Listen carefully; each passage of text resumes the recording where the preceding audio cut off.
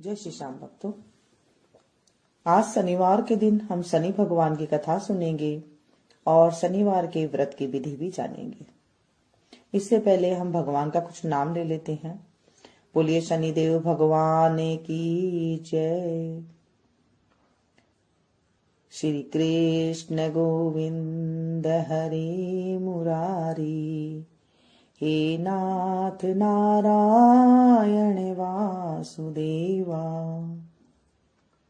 श्री कृष्ण गोविंद हरे मुरारी, हे नाथ नारायण वासुदेवा। इस दिन शनि की पूजा होती है। काला तिल, काले वस्त्र, तेल, उड़द शनि को बहुत प्रिय होते हैं, इसलिए इनके द्वारा शनि की पूजा करनी चाहिए। शनि की दशा को दूर करने के लिए यह व्रत भी किया जाता है। शनि का स्तोत्र का पाठ भी विशेष लाभदायक सिद्ध होता है। वैसे आप व्रत कर सके तो अच्छी बात है, नहीं कर सके तो कथा कहानी कह लेने से भी जो है शनिदेव जी का प्रकोप कम हो जाता है। शनिवार की व्रत कथा अब हम सुनेंगे। एक समय सूर्य, चंद्रमा, मंगल, बुध, बृहस्पति, शुक्र, शनि, राहु और केतु इन ग्रहों में आपस में झगड़ा हो गया कि हम सब में बड़ा कौन है। सब अपने आप को बड़ा कहते थे। जब आपस में कोई निर्णय न हो सका तो सबके सब आपस में झगड़ते हुए इंद्र के पास गए और कहने लगे कि आप देवताओं के राजा हैं, इसलिए आप हमारा न्याय करके बतलाइए कि हम 9 ग्रहों में सबसे बड़ा कौन है। राजा इंद्र उनका प्रश्न सुनकर घबरा गए और कहने लगे, मुझमें यह सामर्थ्य नहीं है कि मैं किसी को बड़ा या छोटा बताऊं। मैं अपने मुख से कुछ नहीं कह सकता हूं। हाँ, एक उपाय हो सकता है। इस समय पृथ्वी पर राजा विक्रमादित्य दूसरों के दुखों का निवारण करने वाले हैं, इसलिए तुम सब मिलकर उन्हीं के पास जाओ, वही तुम्हारे दुखों का निवारण करेंगे। यह सुनकर सभी ग्रह देवता चलकर भूलोक में राजा विक्रमादित्य की सभा में जाकर उपस्थित हुए और अपना प्रश्न राजा के सामने रखा। राजा उनकी बात सुनकर बड़ी चिंता में पड़ गए कि मैं अपने मुख से किसको बड़ा और किसको छोटा बताऊं। जिसको छोटा बताऊंगा वही क्रोध करेगा, परंतु उनका झगड़ा निपटाने के लिए उन्होंने एक उपाय सोचा कि सोना, चांदी, कांसा, पीतल, सीसा, रांगा, जस्ता, अभ्रक और लोहा 9 धातुओं के 9 आसन बनवाए। सब आसनों को क्रम से जैसे सोना सबसे पहले और लोहा सबसे बाद में बिछाए। इसके बाद राजा ने सब ग्रहों से कहा कि आप सब अपने अपने आसनों पर बैठिए। जिसका आसन सबसे आगे है वह सबसे बड़े हैं और जिसका आसन सबसे पीछे है वह सबसे छोटा है, जानिए। क्योंकि लोहा सबसे पीछे था और वह शनिदेव का आसन था, इसलिए शनिदेव ने समझ लिया कि राजा ने मुझको छोटा बना दिया है। इस पर शनिदेव को बड़ा क्रोध आया और कहा कि राजा तू मेरे पराक्रम को नहीं जानता। सूर्य एक राशि पर 1 महीना रहता है, चंद्रमा 2.25 दिन, मंगल 1.5 महीना, बृहस्पति 13 महीने, बुध और शुक्र 1 महीने, परंतु मैं एक राशि पर 2.5 अथवा 7.5 साल तक रहता हूँ। बड़े बड़े देवताओं को भी मैंने भीषण दुख दिया है। राजन सुनो, राम जी को 7.5 आई तो वनवास हो गया था और रावण पर आई तो राम और लक्ष्मण ने सेना लेकर लंका पर चढ़ाई कर दी, रावण कुल का नाश कर दिया। हे राजा, अब तुम सावधान रहना। राजा कहने लगा, जो कुछ भाग्य में होगा देखा जाएगा। उसके बाद अन्य ग्रह तो प्रसन्नता के साथ चले गए, परंतु शनिदेव बड़े क्रोध के साथ वहां से गए। कुछ काल व्यतीत होने पर जब राजा को 7.5 की दशा आई तो शनिदेव घोड़े के सौदागर बनकर अनेक सुंदर सुंदर घोड़ों के सहित राजा की राजधानी में आए। जब राजा ने सौदागरों को आने की खबर सुनी तो अपने अश्वपाल को अच्छे अच्छे घोड़े खरीदने की आज्ञा दी। अश्वपाल ऐसी अच्छी नस्ल का घोड़ा देखकर उनका मूल्य सुनकर चकित रह गया और तुरंत ही राजा को खबर दी। राजा उन घोड़ों को देखकर एक अच्छा सा घोड़ा चुनकर सवारी के लिए चढ़ा।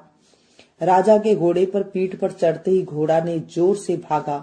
घोड़ा बहुत दूर एक बड़े जंगल में जाकर राजा को छोड़कर अंतर्ध्यान हो गया।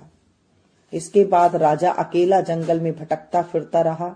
बहुत देर के बाद राजा ने भूख और प्यास से दुखी होकर भटकते भटकते एक ग्वाले को देखा। ग्वाले ने राजा को प्यास से व्याकुल देखकर पानी पिलाया। राजा की अंगुली में एक अंगूठी थी। राजा ने वह अंगूठी निकालकर प्रसन्नता से ग्वाले को दे दी और शहर की ओर चल दिया। राजा शहर में पहुंचकर एक सेठ की दुकान पर जाकर बैठ गया और अपने आप को उज्जैन का रहने वाला तथा अपने नाम वीका बताया। सेठ ने उसको एक कुलीन मनुष्य समझकर जल आदि पिलाया। भाग्यवश उस दिन सेठ की दुकान पर बिक्री अधिक हुई। तब सेठ उसको भगवान पुरुष समझकर भोजन कराने के लिए अपने साथ ले गया। भोजन करते समय राजा ने आश्चर्य की बात देखी कि खूंटी पर हार लटक रहा था, वह खूंटी उस हार को निगल रही है। भोजन के बाद कमरे में आने पर जब सेठ को कमरे में हार न मिला तो सबने यह निश्चय किया कि सिवाय बीका के और कोई इस कमरे में नहीं था, अतः अवश्य ही उसी ने हार चोरी किया है। परंतु वीका ने कहा, हार मैंने नहीं लिया है। इस पर 5-7 आदमी इकट्ठे होकर उसको फौजदार के पास ले गए। फौजदार ने उसको राजा के सामने उपस्थित कर दिया और कहा, ये आदमी तो भला प्रतीत होता है, चोर मालूम नहीं होता है, परंतु सेठ का कहना है कि इसके सिवा और कोई घर में नहीं आया ही नहीं, अवश्य ही चोरी इसी ने की है। तब राजा ने आज्ञा दी कि इसके हाथ पैर काट कर चौरंगिया किया जाए। राजा की आज्ञा का तुरंत पालन किया गया और वीका के हाथ पैर काट दिए गए। इस प्रकार कुछ काल व्यतीत होने पर एक तेली उसको अपने घर ले गया और कोल्हू पर बिठा दिया। वीका उस पर बैठा हुआ अपनी जबान से बैल हाँकता रहा। शनि की दशा समाप्त हो गई और एक रात को वर्षा ऋतु के समय वह मल्हार राग गाने लगा। उसका गाना सुनकर उस शहर के राजा की कन्या उस राग पर मोहित हो गई और दासी को खबर लाने को भेजा कि शहर में कौन गा रहा है। दासी सारे शहर में फिरते फिरते क्या देखती है कि तेली के घर चौरंगिया राग गा रहा है।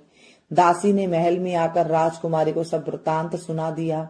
बस उसी क्षण राजकुमारी ने अपने मन में यह प्रण कर लिया कि चाहे कुछ भी हो जाए, मुझे उस चौरंगिया के साथ विवाह करना है। प्रातःकाल होते ही जब दासी ने राजकुमारी को जगाना चाहा तो राजकुमारी अनशन व्रत लेकर पड़ी रही। तब दासी ने रानी के पास जाकर राजकुमारी के न उठने का वृत्तांत कहा। रानी ने तुरंत ही वहां जाकर राजकुमारी को जगाया और उसके दुख का कारण पूछा तो राजकुमारी ने कहा, माँ, मैं यह प्रण कर लिया है कि तेली के घर में जो चौरंगिया है उसी के साथ विवाह करूंगा। माता ने कहा, पगली, यह क्या बात कर रही है? तेरा किसी देश के राजा के साथ विवाह किया जाएगा। राजकुमारी कहने लगी, माँ, मैं अपना प्रण कभी नहीं तोड़ूंगी। माता ने चिंतित होकर यह बात राजा को बताई। तब राजा ने भी आकर समझाया, मैं बड़ी देश देशांतर में अपने दूत भेजकर सुयोग्य रूपवान एवं बड़े से बड़े गुणी राजकुमार के साथ तुम्हारा विवाह करूंगा। ऐसी बात तुमको कभी नहीं सोचनी चाहिए। राजकुमारी बोली, पिताजी, मैं अपने प्राण त्याग दूंगी, परंतु किसी दूसरे से विवाह नहीं करूंगी। इतना सुनकर राजा ने क्रोध से कहा, यदि तेरे भाग्य में ऐसा ही लिखा है तो जैसी तेरी इच्छा वैसा ही कर। राजा ने तेली को बुलाकर कहा, तेरे घर में चौरंगिया है, उसके साथ मैं अपनी कन्या का विवाह करना चाहता हूँ। तेली ने कहा, यह कैसी हो सकता है?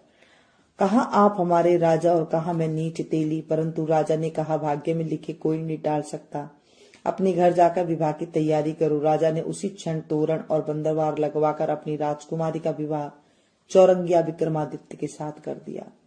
रात्रि को जब विक्रमादित्य और राजकुमारी महल में सोए तो आधी रात के समय शनिदेव विक्रमादित्य को सपने में दिया, राजा कहो, मुझको छोटा बतलाकर तुमने कितना दुख उठाया।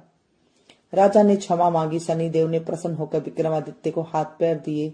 तब राजा ने कहा, महाराज, मेरी प्रार्थना स्वीकार करे। जैसा दुख आपने मुझे दिया है ऐसा और किसी को न दे। शनिदेव ने कहा, तुम्हारी यह प्रार्थना स्वीकार है। जो मनुष्य मेरी कथा सुनेगा या कहेगा उसको मेरी दशा में कभी किसी प्रकार का दुख नहीं होगा, और जो नित्य ही मेरा ध्यान करेगा या चींटियों को आटा डालेगा उसके सब मनोरथ पूर्ण करूंगा। कथा कहानी कह ले या फिर कुत्ते को चुपड़ करके रोटी, तेल से चुपड़ करके रोटी दे दे। राजा का अगर शनि दशा लगती है तो हाथी का दान करे, उससे छोटे को लगता है तो घोड़े का दान करे, उससे छोटे को लगता है तो काले कुत्ते को तेल से चुपड़ कर रोटी दे दे, और उससे छोटे को लगी तो कथा कहानी कर ले।